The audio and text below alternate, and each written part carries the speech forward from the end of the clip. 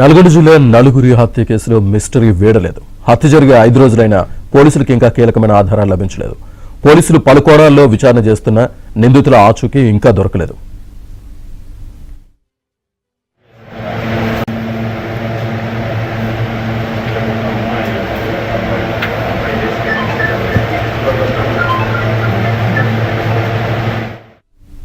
ఈ డెత్ మిస్టరీకి సంబంధించి మరింత సమాచారాన్ని మా ప్రతినిధి రవికుమార్ అందిస్తారు. నల్లగొండలో నలుగురి హత్యకు సంబంధించిన మిస్టరీ ఇంకా వీడలేదు. పోలీసులు ఈ కేసును సవాల్గా తీసుకున్నారు, ఛాలెంజింగ్గా తీసుకున్నారు. ఈ కేసులో హత్య చేసినటువంటి నిందితుల కోసం అయితే పూర్తి స్థాయి దర్యాప్తు వేగవంతం చేసినప్పటికీ కూడా ఎలాంటి ఆధారాలు అయితే లభించినటువంటి పరిస్థితి ఉంది. ప్రస్తుతం మనం ఈ ఇంటిలోనే హత్య జరిగింది. ఈ హత్యకు జరగడానికి ముందే పక్కా ప్రణాళికతో గేటుకు తాళం వేసినటువంటి నిందితులు ఇంట్లోకి అర్ధరాత్రి దాటిన తర్వాత చొరబడినట్లయితే తెలుస్తా ఉంది. అర్ధరాత్రి లోపలికి చొరబడి మొత్తం చూసుకోవచ్చు. లోపలికి చొరబడిన తర్వాత వీరందరూ కూడా నిద్రించిన తర్వాత మళ్ళీ తెల్లవారుజామున ఇంట్లో నుంచి నిద్ర నుంచి బయటకు వచ్చి బాత్రూమ్కు వెళ్లే క్రమంలోనే ఒక్కసారిగా దుండగులు లోపలికి ప్రవేశించినట్టు తెలుస్తా ఉంది. ఎందుకంటే మొదటగా సుల్తాన్ బాత్రూమ్కు వెళ్ళిన తర్వాత లోపల ఉన్నటువంటి హసీనాపై లోపల వెళ్ళి ఆమెపై దాడి చేసినట్లుగా ఇక్కడ ఉన్నటువంటి పరిస్థితులు బట్టి అయితే మనకు అంచనా వేయవచ్చు. ఆ తర్వాత హసీనాపై దాడి చేస్తున్న క్రమంలో ఒక్కసారిగా కేకలు వేస్తున్న క్రమంలో ఒక బాత్రూంలో ఉన్నటువంటి సుల్తాన్ ఒక్కసారిగా బయటికి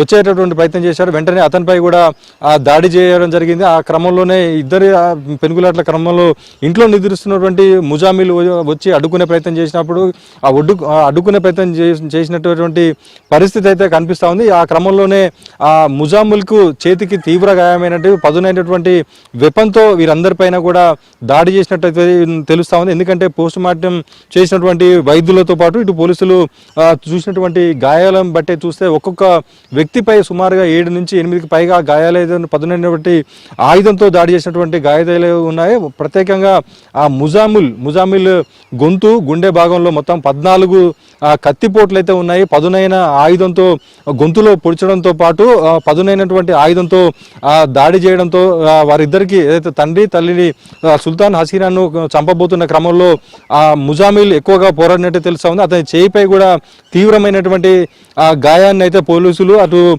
పోస్ట్ మార్టం చేసినటువంటి సమయంలో డాక్టర్లు కూడా గుర్తించడం జరిగింది. తర్వాత వీరి ముగ్గురిని చంపుతున్న క్రమంలో భారీగా పెనుగులాట కూడా జరిగింది. ఆ పెనుగులాట క్రమంలో ఇంట్లో నిద్రిస్తున్నటువంటి అపోరో కూడా చూసి ఒకసారిగా భయాందోళనకు గురై బయటికి వెళ్ళే ప్రయత్నం చేసినప్పటికీ ముందుగానే నిందితులు గేటుకు తాళం వేసి ఎవరు బయట నుంచి లోపలికి రాకుండా లోపలి నుంచి ఉన్నవారు బయటికి వెళ్లకుండా చేయడంతో ఆమె భయపడి పడక గదిలో ఉన్నటువంటి మంచం కింద దాక్కునే ప్రయత్నం చేసింది. ఆ క్రమంలో ఆమె జుట్టును బట్టి బయటికి గుంజి మెడపై విచక్షణారహితంగా దాడి చేసి ఆమెను విచక్షణారహితంగా దారుణంగా హత్య చేయడం జరిగింది. ఆ తర్వాత ఈ ఘటన అంతా జరిగింది కూడా ఉదయం సరిగ్గా 6:30 నుంచి 7 గంటల సమయంలోనే ఈ ఘటన జరిగినట్లయితే ఇక్కడ మనకు స్థానికుల విన్నటువంటి అరుపుల ద్వారా తెలుస్తా ఉంది.